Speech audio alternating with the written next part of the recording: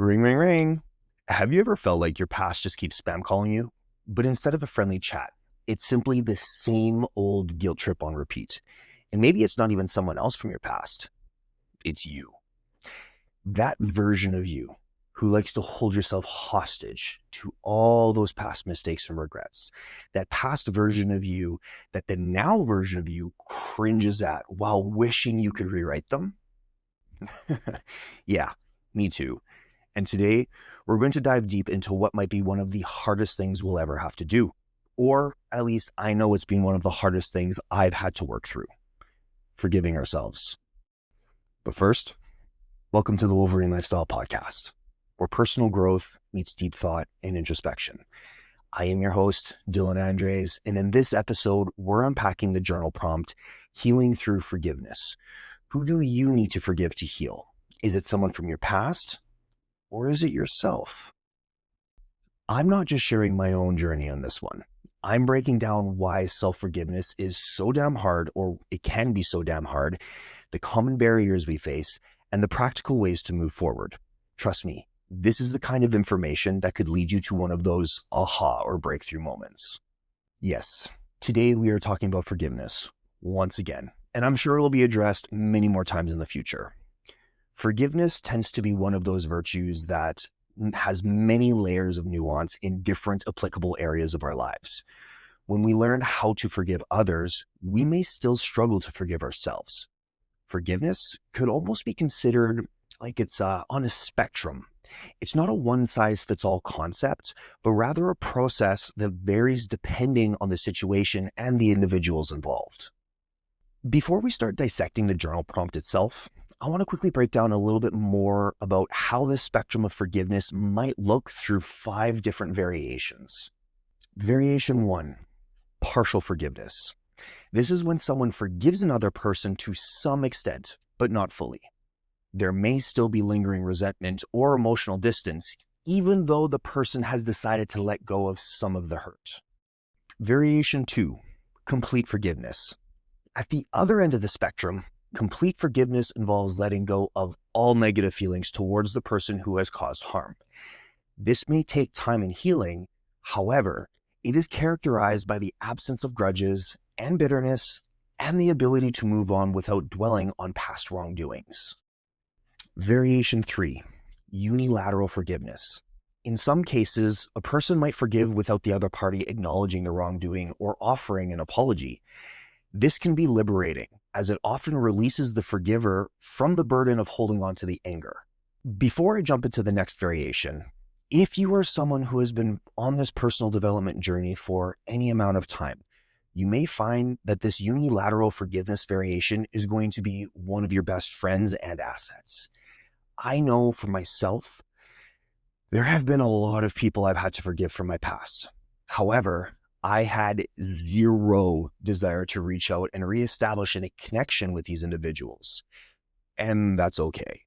Please do not ever feel that you are a bad person for not reaching out to somebody who does not deserve to hold space in your life right now.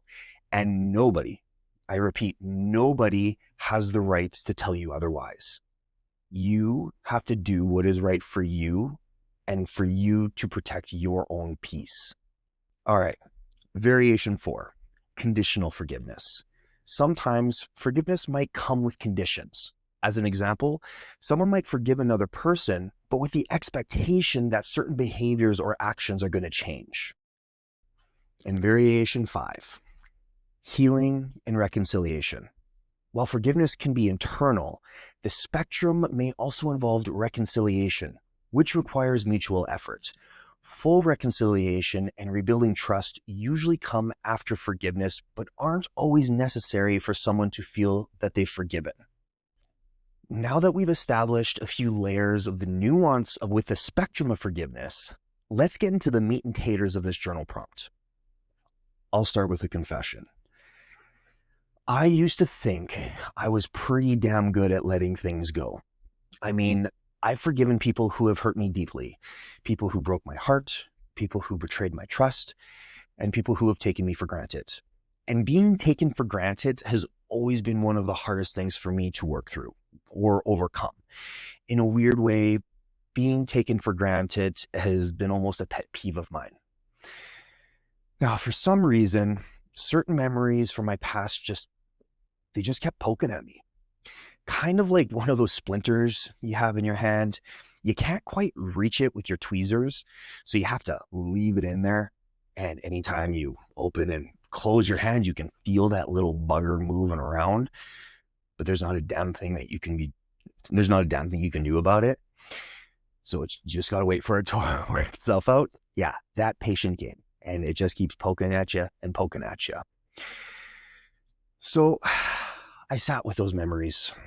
I journaled about them, meditated on them, and analyzed them from every angle that I could think of. And finally, it hit me. In those situations, it wasn't them I couldn't forgive. It was me. I was holding on to resentment towards myself for how I had shown up in each of those situations. How does that resonate with you? Have you ever looked back and thought to yourself, if only I had shown up differently, maybe my life would look completely different right now? That was the rabbit hole I continuously fell down. It was freaking exhausting. Actually, it's still exhausting because it still sometimes happens to me today. Then I get to do all of the self-reflection all over again. It's so fun. And this is so much more common than most of us realize. While going through this process, let's say a few times now, I've learned that forgiving ourselves can feel way harder than forgiving others. First, there are the high standards we hold for ourselves. Think about it. We're often our own toughest critics, setting expectations so high that anything less feels like failure. And when we don't meet those expectations, the guilt and the shame come crashing in, just like the Kool-Aid guy. Oh yeah, right? How about, oh no thank you though. Then there's the fear of consequences. I used to think, if I forgive myself, does that mean I'm letting myself off the hook?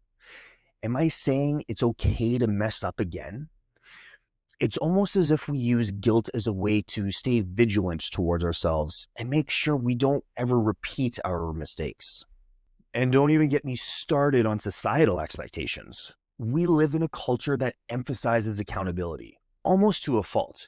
It's like we're expected to carry our mistakes as badges of honor, or worse, as permanent scars. Now, don't get me wrong. Accountability is critically important. However, there are also a few layers of nuance to this specific topic, especially with how many of us carry certain pressures of the weight of the world on our shoulders. This, of course, will be unpacked in a future episode. And finally, there is the simple, overarching emotional weight of it all. Many of us make guilt part of our identity and something we cling to because it feels familiar. Letting that guilt go can feel like losing a part of ourselves, even if it is the part of ourselves that's holding us back. Take a moment right now and ask yourself, is there a mistake, a choice, or a version of yourself you're still carrying guilt for? What would it feel like to let that go? For me, the breakthrough came when I realized that the root of my guilt was not about what I had done or not done.